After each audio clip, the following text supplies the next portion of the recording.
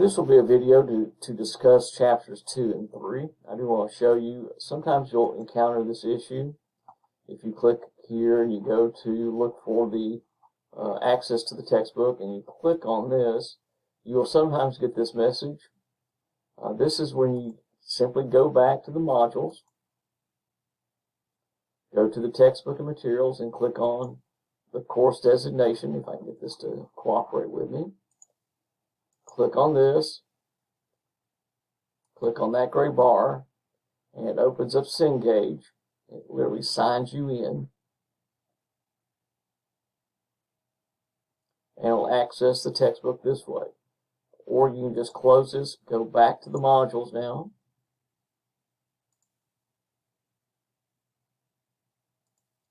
Excuse me. It's not wanting to collapse. There we go. Go to this, go to the overview, and then if you click on the chapter this time, it will open.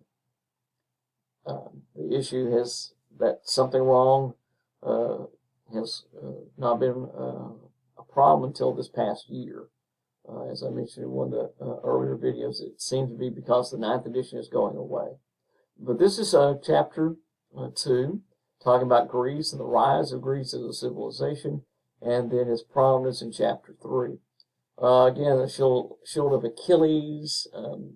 This is a reproduction, of course, it was done in the 1800s. But you'll have details. Early Greece has quite a bit of history to it in the sense of where the people we call the Greeks came from. They're not Greek. They probably came from the Russian steppes. And they came into this area known as the Peloponnesian Peninsula and settled for several reasons. One being they ran into the Mediterranean Sea and they didn't know how to build boats. But they settled and started to develop the culture that we now think of as Greek. Although that term is not really used for quite some time. Homer referred to the city-state individuals who were meeting as the Mycenaeans, the Athenians, the Spartans, etc. They're all identified by their city-states. And together they're called Achaeans because of that region. There was no real Greece at this time. You can see some of the aspects of history, the turning point, the details here. You have the rise of the city-states. You'll put around 1000 BC, but they were in much earlier. The Mycenaean, talked about in chapter 1, had been around for some time, but by 1500 BCE, you already had well-established what we now think of as Greek areas. The Heroic Age, which is the age of the era that Homer is writing, basically has various city-states. You'll see all of them listed here on the map. And those city-states were independent. There was no one country. Every city literally was its own country in that way. It was a state. They ruled. They set their rules. They elected their leaders or chose their leaders. Inherited their leaders. Depends on how it was all set up. You had different areas. Athens extending some of its control in different parts. The biggest aspect was that the mountain ranges, the high hills, kept them apart. The idea of the seas, you'll see, let me get this a little bit bigger for you. You'll see that the sea has inlets at different places. Well, that also separated. They couldn't get across each other. Plus, it led them to seek out other areas rather than the fellow city-states. You'll see Sparta here in the hills, the mountains actually, very much separated from. Athens over on this side where it has access to sea would go off different places. So all this is part of why that you don't have a unified country. As it says here, they're geographically discrete areas. So they developed their own urban center. And that is a key part of it. They were the city-states, the polis. The idea of the separation as part of it is going to be very much a key aspect to it. that they're going to see themselves as Athenians or Thebans.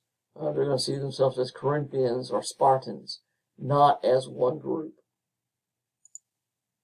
The religion was very similar in the sense of the different peoples coming in and brought with it, very similar to what we see later with Rome, because Rome borrows most of their religious views from Greece. You have they're polytheistic, multiple gods. They had details about the different ones. You'll see a list here of some of the gods. One of the aspects here that they list, you'll notice, is Hades, a non-Olympian. He doesn't stay on Olympus very often. Brother of Zeus and Poseidon, God of the dead, king of the underworld. Here's the issue with Hades. That wasn't his name. When if you ever want to research, Microsoft is having issues with Outlook. When you look into Greek history and go into more of their theocracy, Hades is the place. That's the Greek underworld, where when you die, you go to Hades. It's where the afterlife is fulfilled, if you will. So that's the place. The god associated with Hades eventually takes that name. He's given that name because you were not supposed to mention his name. If you mention his name, he could come and take your soul. So you didn't mention his name. You just refer to him as the Lord of Hades. Eventually, of course, that becomes dropped, and he is known as Lord Hades or just Hades. So the name of the god of the underworld really is not known anymore. But the location becomes his name as well.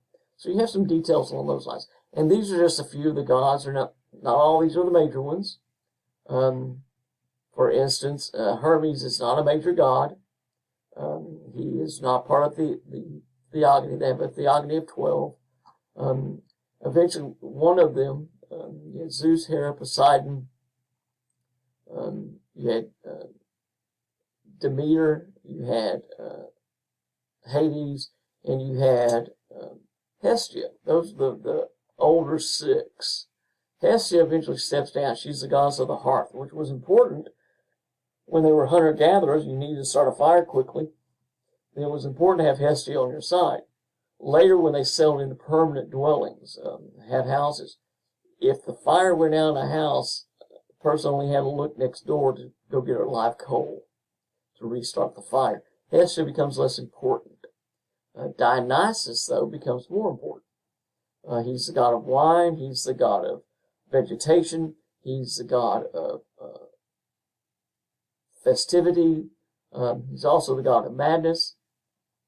But he becomes more prominent. So Hestia steps down and Dionysus steps up. Originally, you had Zeus, Poseidon, and Hades, Hera, Hestia, and Demeter. So you had 6, 3 male, 3 female. That's the older generation. Then you had the younger generation, all being considered children of Zeus, because it shows a subordination. That these were probably figures being worshipped by indigenous people, and when the people we call the Greeks came in, they took over. And to show that those gods are not quite as important as our God, they made them the children of Zeus. And so those included Hephaestus, Ares, and Apollo, 3 male, and included Artemis, Aphrodite, and Athena, also 3 female. So you had 12, a nicely balanced group. You had 6 older, 6 younger. But as society started changing, developing, moving, you see changes in the god makeup. When Hestia steps down and Dionysus steps up, it shows a skewing of the society to more male-dominated. Now you have 7 males. It also shows a skewing of a younger generation in this civilization. You have 7 younger now. Zeus is still primary, but you start having Apollo and Dionysus especially becoming more and more important. The Homeric epics, the Iliad and the Odyssey, some of you may have read those. The Iliad looks at the Trojan War. It doesn't show you the final battle, doesn't show you the horse being, the Trojan horse being brought in. Instead, it ends with the king of Troy, Priam, coming to the Greek camp in a humble fashion to claim the body of his son, Hector. And he and Achilles sit there and they both cry. It's a very, very strong discussion. It tells you a little about these depictions, the appeals to the gods and the muses for help. The Odyssey, of course, focuses strictly on Ulysses, as the Romans called him, Odysseus, as the Greeks called him, and his desire to get home. Tells you a little bit more about these images, about the images of Jupiter or Jove, as the Romans called him, Zeus, as the Greeks called him, and then the application of these to George Washington, and the apotheosis of George as he goes up into heaven. Anyway, the meter, it's heroic verse, the idea about the number of syllables, the idea of the number of situations and lines that are done. So you have the dactyl, which is 3-syllable foot, and you have 6 of those in a line. And so, as I said, the Iliad goes into detail. It begins in media res. It starts where the war's already been going on. You can see the use of the ceramics, terracotta here, the making of these different vases and different cups. Some of them are just cups, but you'll see they're highly decorated, usually with myths of some sort being put onto them. And this is very typical of the Greeks. And there's about the Odyssey, as I was mentioning earlier. This idea of some of this is actually part of the Fates being in charge and how they are. In the Odyssey, of course, Odysseus is trying to get home. The Trojan War lasted 10 years, so he was gone for those 10 years, and then it takes him 10 more years to get home to Ithaca. All the while, his wife, who's waiting, is being importuned by a number of individuals who want to marry her so they can claim the kingship of Ithaca. She puts him off by saying she's weaving a shroud for her father-in-law, so when he dies, it'll be made. And so she's weaving and says when she finishes it, she'll choose. But she weaves during the day and unravels at night. Eventually, a servant girl who's fallen in love with one of the suitors tells the suitors what she's doing, and they set up a different contest to try to make her choose. And so you have some different aspects here. Penelope is that long-suffering wife who's willing to wait. Again, you'll see more of the artwork that goes into these. This is only a couple of feet tall. Excuse me. It's 3.5 feet tall. So it's a larger one compared to the one we were just looking at, but it has all these details, geometric patterns and shapes, and then you have figures all about it that are offered there, telling a story. When you get to about 800 or 900 BCE, the Greeks have already been doing trading for quite some time, going across the Mediterranean into the Far East or Near East, actually the Middle East, and trading for goods that were brought over from the Far East. And so you have the need to do that, and so it's not too much longer they start exploring other areas, including going to the west, and they set up colonies, trying, as it says here, become even richer, more powerful. And they do. They start having more and more trade. They're bringing things back wherever they can. They bring back the Eastern artifacts from the Far East, where you start having details as the cultures there start being brought in, goods from those being brought in, so that the Greeks are exposed to those. Again, a little bit more of this orientalizing art, where they start seeing the different patterns and the shapes and the images all coming into play in this amphora, which is basically, this was about 14 inches tall. You have the next period called the Archaic, where you start having naturalism, which means trying to represent images as they appear, so that it's natural or real. The archaic works start looking at these details and building from those. statuary you have, again, this is very much similar to what the Egyptians had done. The one leg forward, arms akimbo at the side. And you start seeing these. It says here they adopt the pose of the Egyptian prototypes. This again is the other image. Again, you start seeing a little more naturalism to it. The idea about the musculature is being presented more. This is one of the Kora, the female figure, that in this case is at the Acropolis Museum. And again, you can see a little difference there and here, where the facial aspects and details get a little further along, and a little more developed. And you start seeing those as they start building. Again, one of the key aspects is this idea about trying to represent the human body, trying to show what it looks like.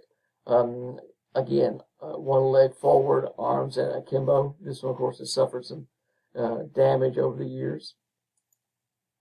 Vase painting, as I said earlier, becomes really important. This was found in pieces. It was put back together and they filled in the pieces here. You can see again, this is Ajax and Achilles playing dice during the downtime during the Trojan War. Again, retelling the stories and using those to present. We saw this one earlier. And so you have quite a bit taking place, so that their art and their technology is all going together. So the technique of actually making these terracotta and ceramic items, the vases, the amphoras, the cups, etc., are then incorporated into their artwork as well.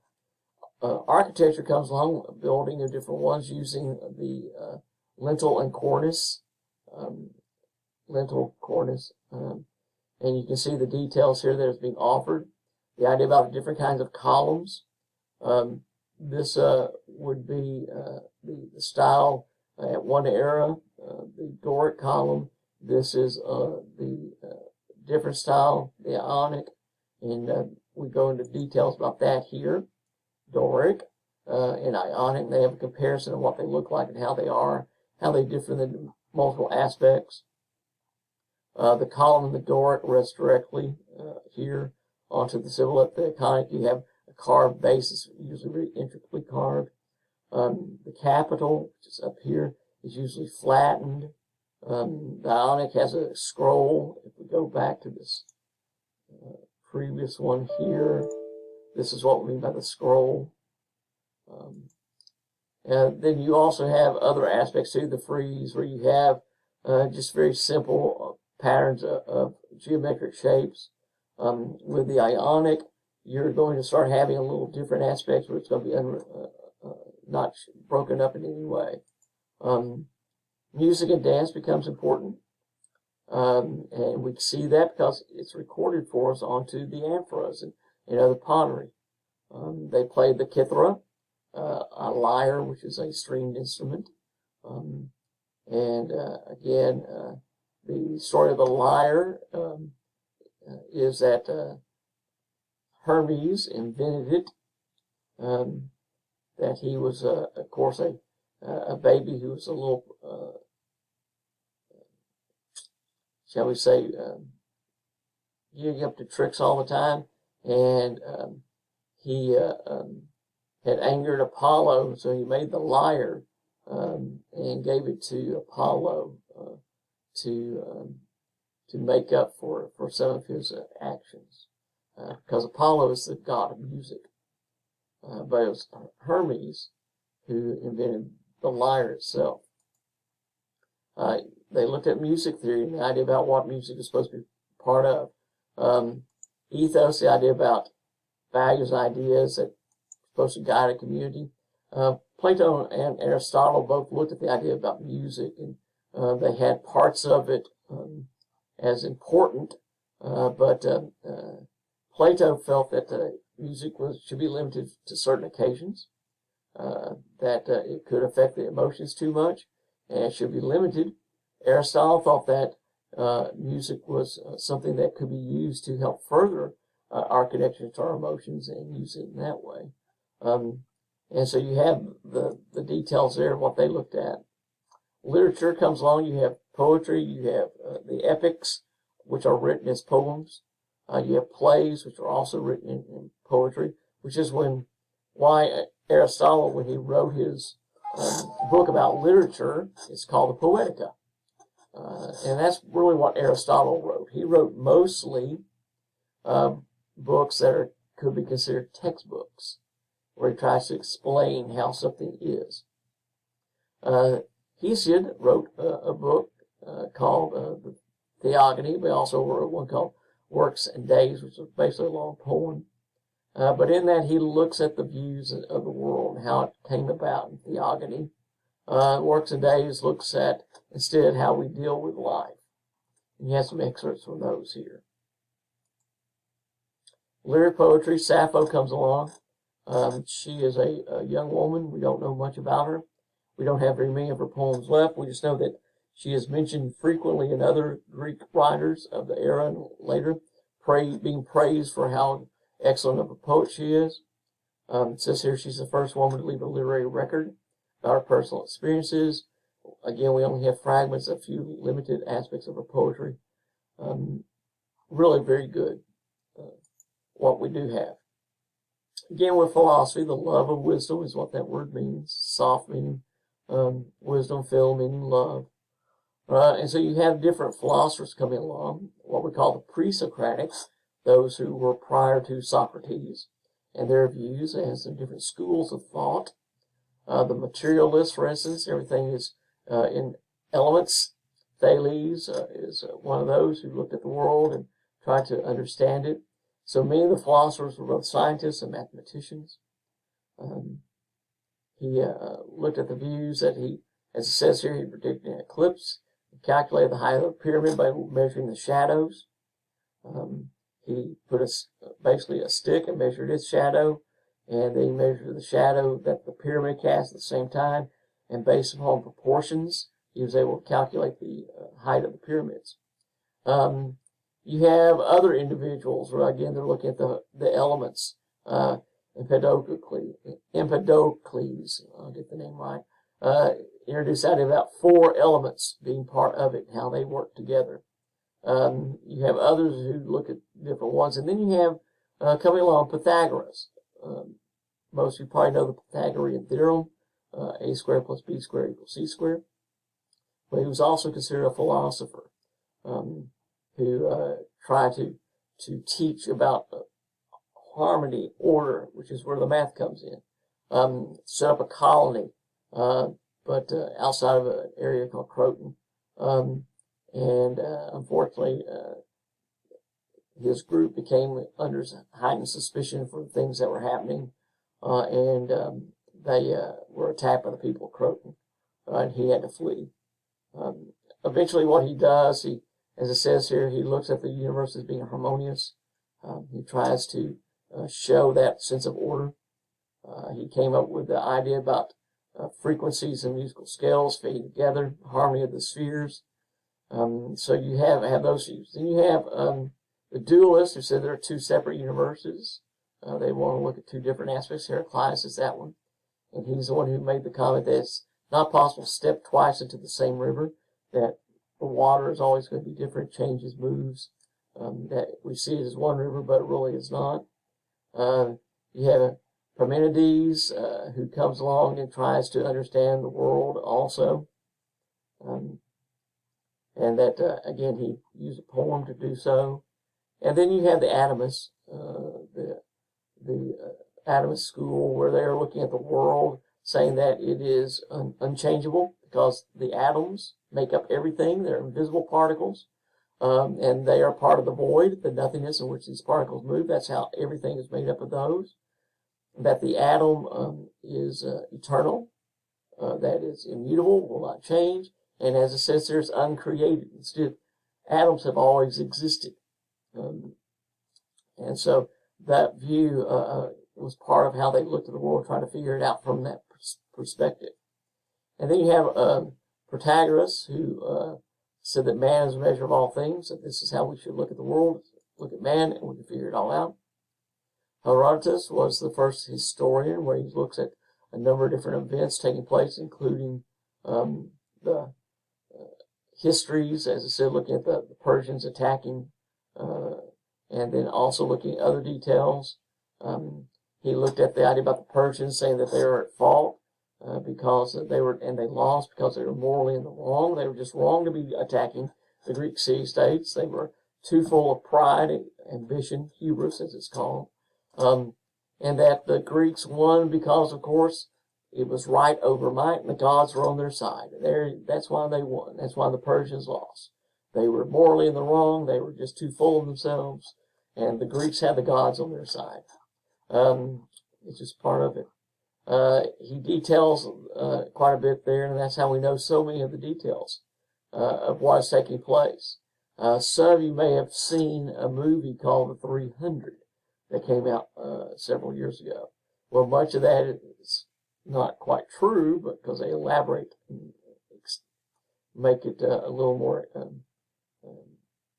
less real, we'll put it that way.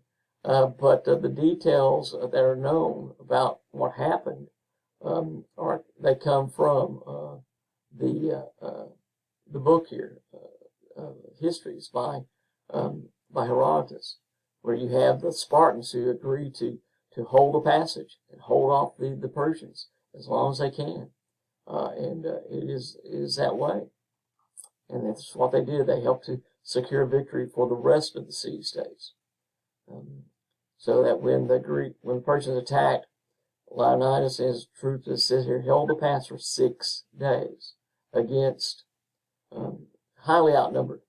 I mean, we're talking 20,000 to 300. But it gave the other city-states, the other Greeks, enough time to reorganize and get ready so that they were able to attack and deal with the Persians when they attacked them. So they wound up losing a naval battle. So this is chapter 2. If you close off that, we can go to chapter 3. And in chapter 3, what we have, again, is more about the Greeks. You'll see that the style becomes more and more realistic.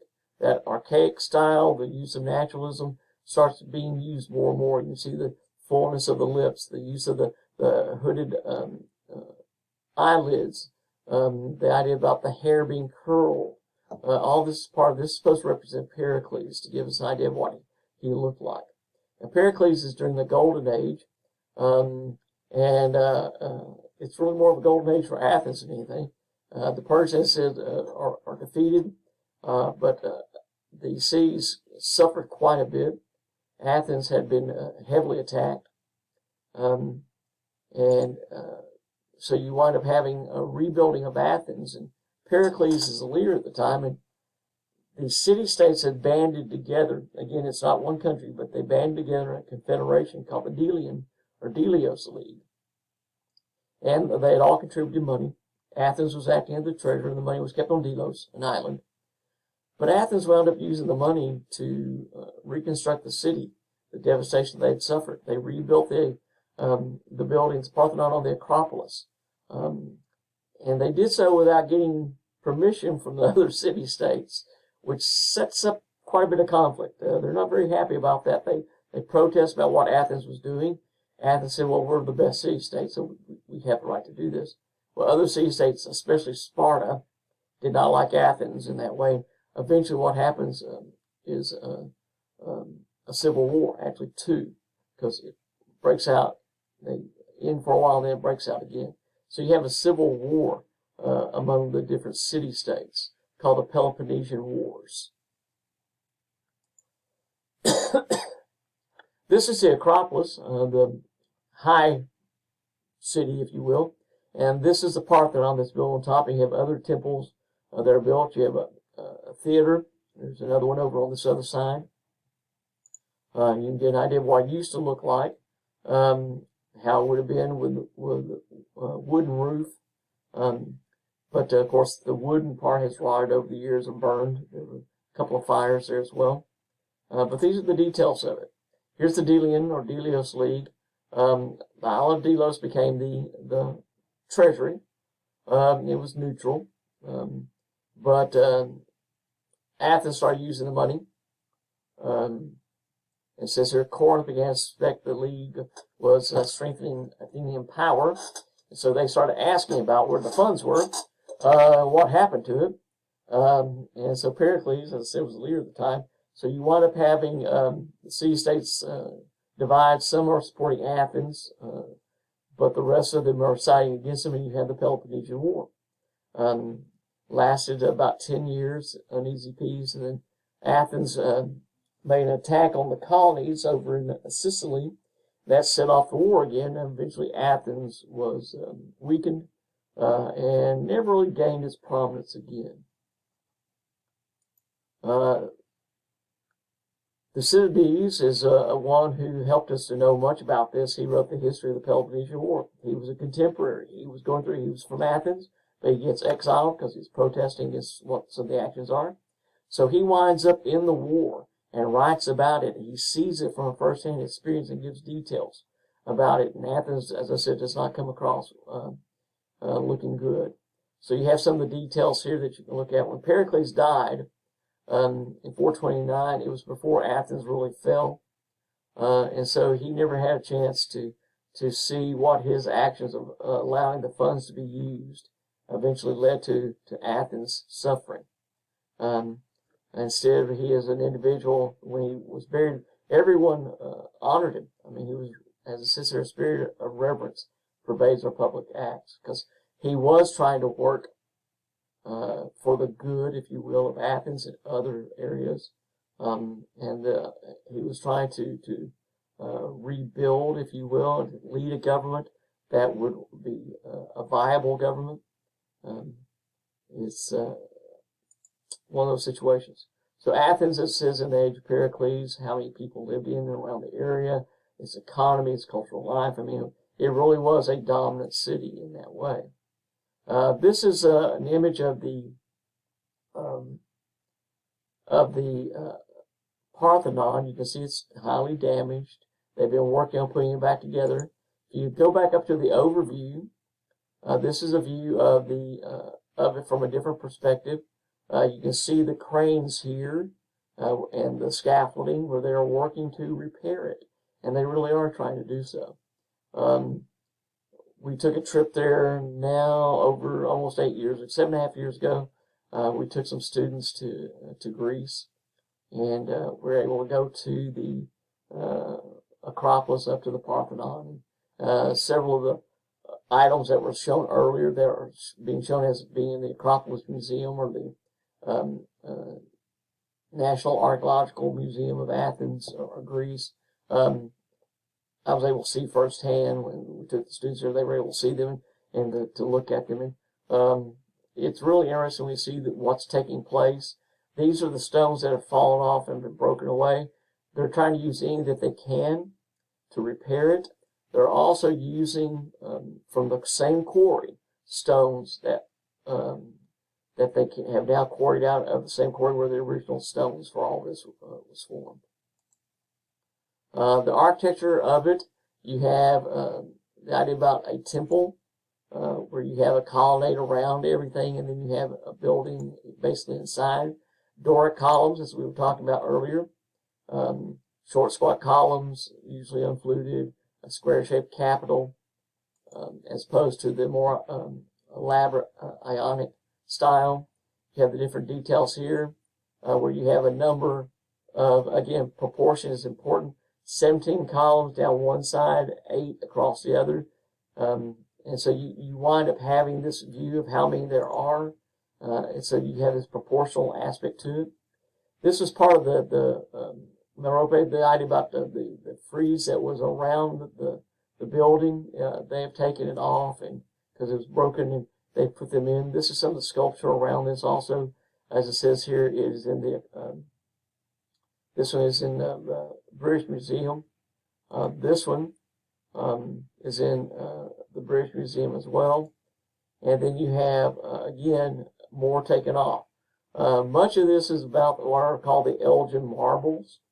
Lord Elgin essentially convinced the Greek government to let him take things. It's basically a little bit of bribery. And so they're called the Elgin marbles because he took them back, they're marble, and he took them back to England.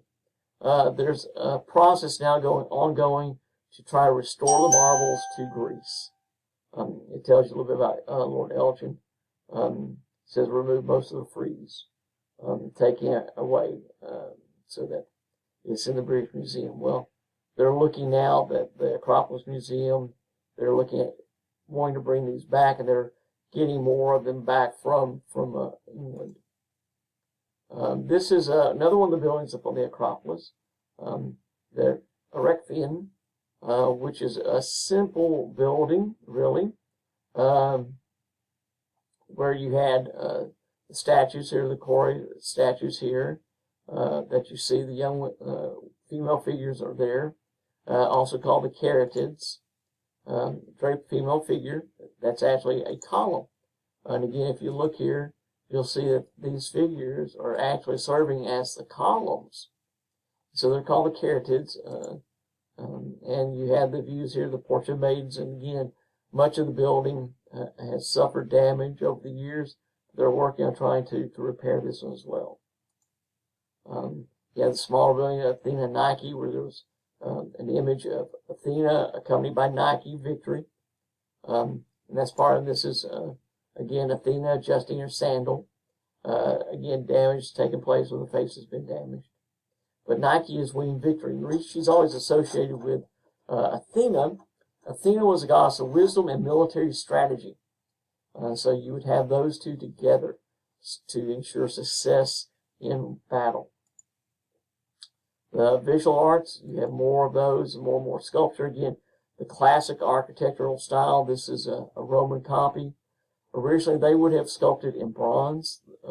That's how the Greeks would have done so, to make freestanding statues. When Rome takes over in around 200 or so BCE, Rome sees these statues and likes them, but doesn't keep them. They instead turn them over, have copies made. Then they take the bronze statue and melt it down because they had better use for metal. They wanted to use to make weapons and shields and armor. So make a copy of marble, and then we'll just melt down the original. So we really don't have very many original of the statues, but what we do have are the copies, which are, as according to the Romans, these are exact copies. And so you have this one, the Discobolos, the discus thrower. So Myron was one who was part of this. That he was probably the most well-known of the classic sculptors. As it says here, the bronze melted down for many purposes. And so again, if any bronze work is found dating back to the classic period in Greece, it's very fortunate. Again, you have a marble statue, again a copy. This is the spear bearer. We believe that there would have been a spear here. But again, you'll see the classic style, this idea about the face, the images, the idea about the musculature of the body, the idea about one leg still, one leg bent, arms akimbo, but this arm in a different shape. So they're just not hanging akimbo or side by side.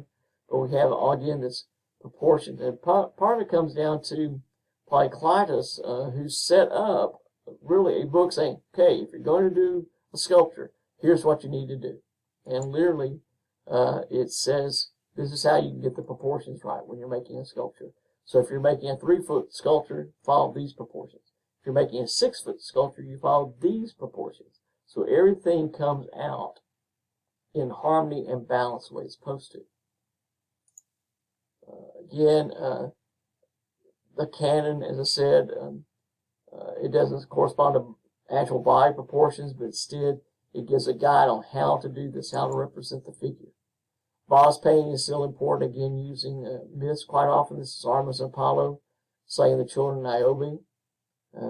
Her children had bragged that she had more children than Apollo and Artemis' mother had because they only had 2. So they went and killed all the children. So now she had none. Niobe is full of tears. It's part of it because her children are dead.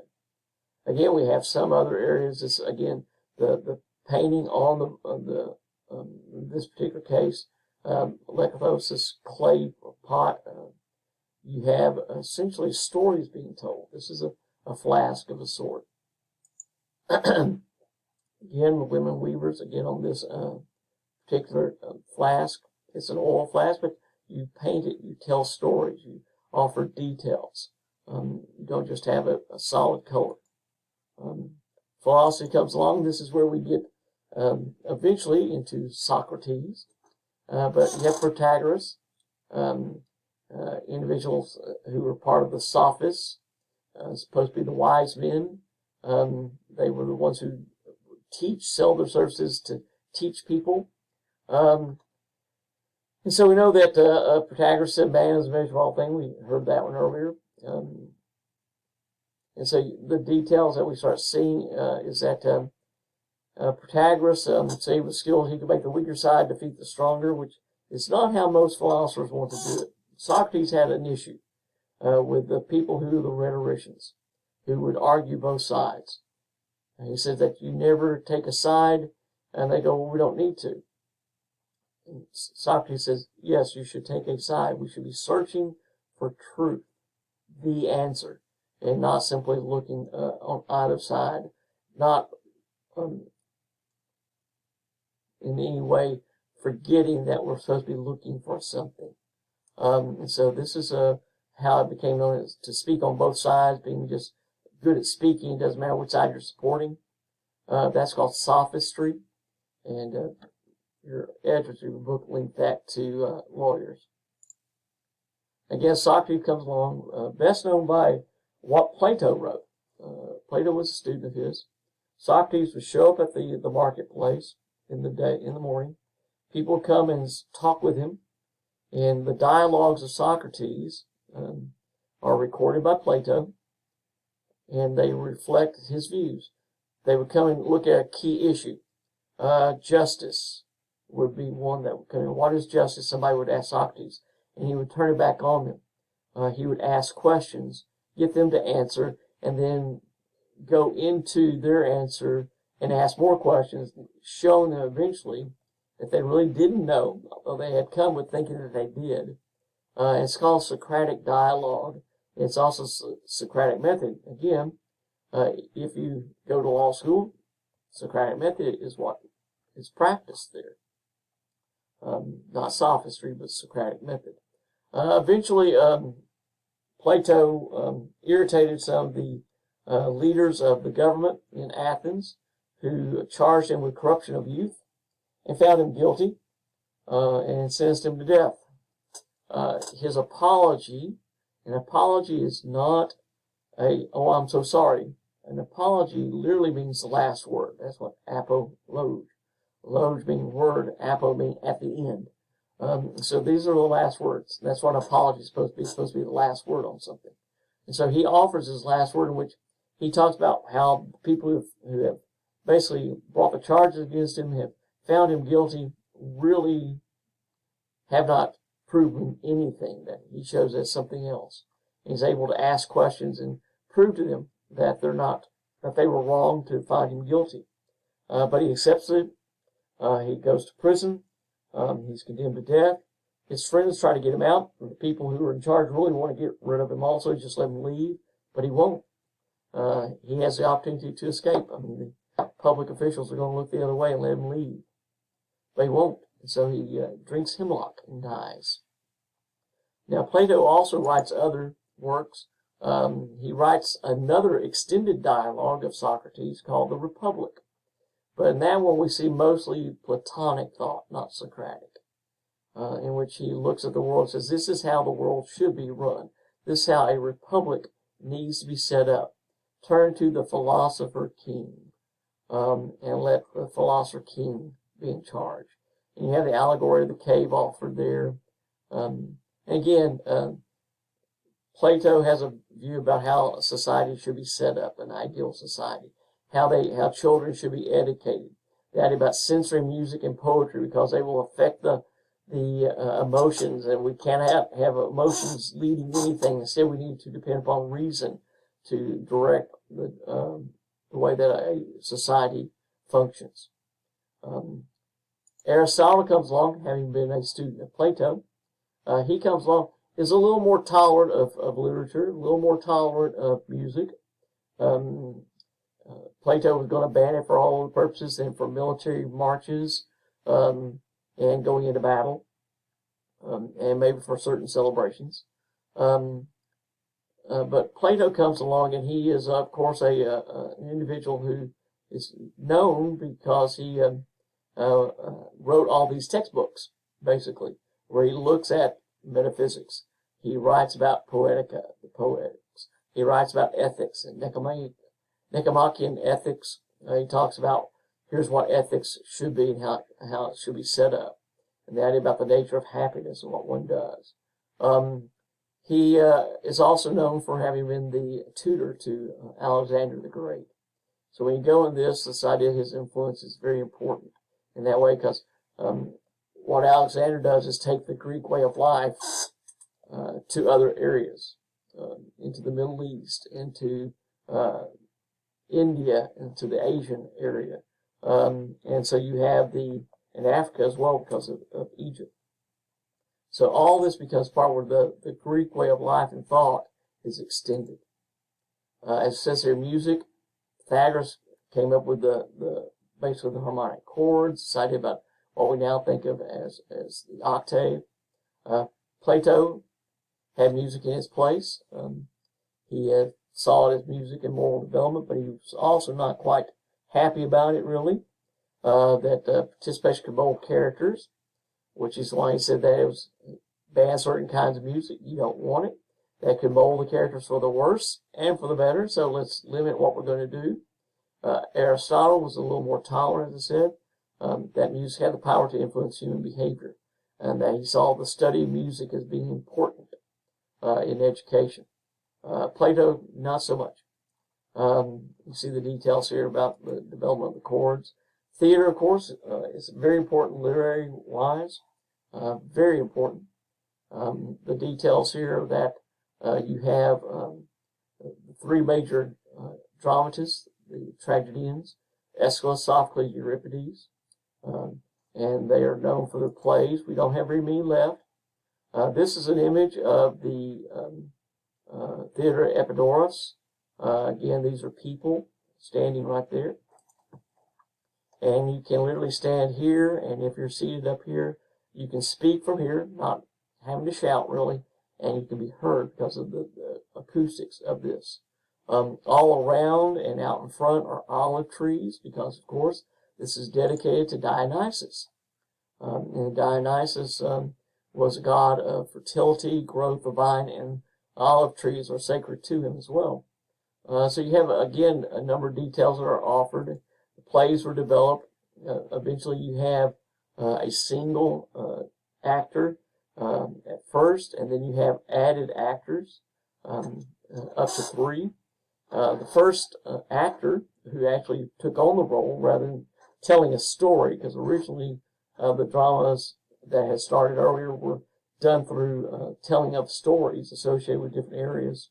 But when you have the first actor, it's generally associated with an individual named Thespis, so that actors can also be called thespians. But by the time you get to Sophocles, you're up to 3 actors at a time, as well as the chorus. Again, tells you a little bit about each of the dramatists. I'm not going to go into details about that, but most of the plays that they write about, the subjects are going to be myths that are already going to be known. They're going to be, as it says here, this is Agamemnon by Aeschylus. Well, that story goes back to the Trojan War. So that would have been possibly 1,000 years earlier, at least 500 years earlier. And everyone would have known the stories of what had happened, that those myths have been around for quite some time. They were not going to be surprised by what occurs, such as in the play Agamemnon, Clytemnestra and her lover Aegisthus kill Agamemnon. That was going to be known. Rather, it was going to be what's going to take place, how is he going to treat this myth, and what is going to add to it. That's very interesting. Sophocles, the play Oedipus, everybody knew what was taking place in that one. The idea about Oedipus, having killed his own father, married his own mother, although he didn't know they were his parents. And so you have this aspect here where the details are presented. And Aristotle looked at Oedipus, the play, as sort of the perfect play. It does everything it's supposed to do. It says here, the audience knows all of it very well, what had happened. But what becomes interesting is what Sophocles does with this play. The challenges he does to this, to the view about man and fate, man in his relationship to the gods, and what should be done. Can man actually determine his own fate? Can man actually make choices without worrying about gods? It's a very key aspect. It says here, this little bit of ironic aspects quite often in that play. As it says here, he has good qualities, but he also has bad ones. He is the tragic hero. As Aristotle says, he's an individual who was filled with, not through vice or depravity, but a greater error of frailty of character, is what he says. And in it, he talks about this is how it should be set up, that this is how our tragic figure should fall, because of a character flaw, a miscalculation called hamartia, and that this is the tragic flaws. And again, it's just because he's human, this happens.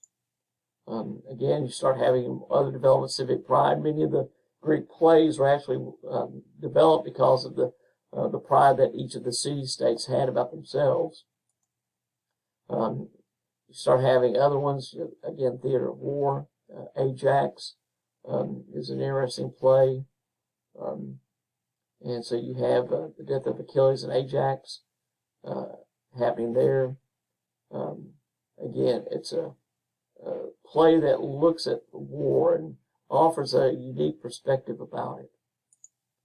Euripides comes along. He also looks at issues and details, and again, what happens to people.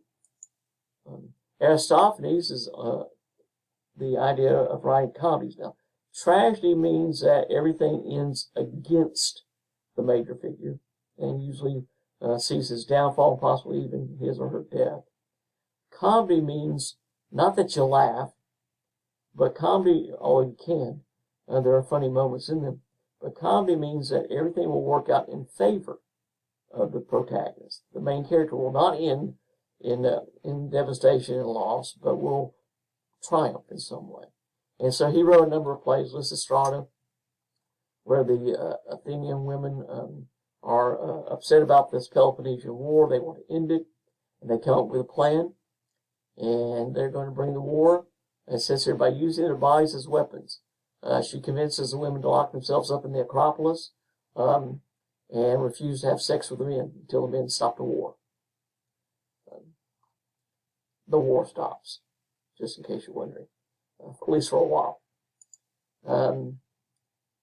You have the classical period coming along after the Peloponnesian War. Athens starts falling, but you still had other details. Just again, sculptures taking place. You see the details here again. It's a copy. Another one, a Roman copy of the bronze statue. You can see the details again, the musculature, the body figures.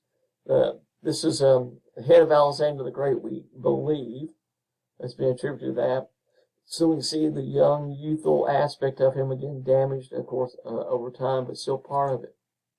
The Hellenistic period comes along, as it's called later, where they start, when Alexander takes the Greek styles, Greek thought, Greek philosophy, the Greek culture with him where he travels.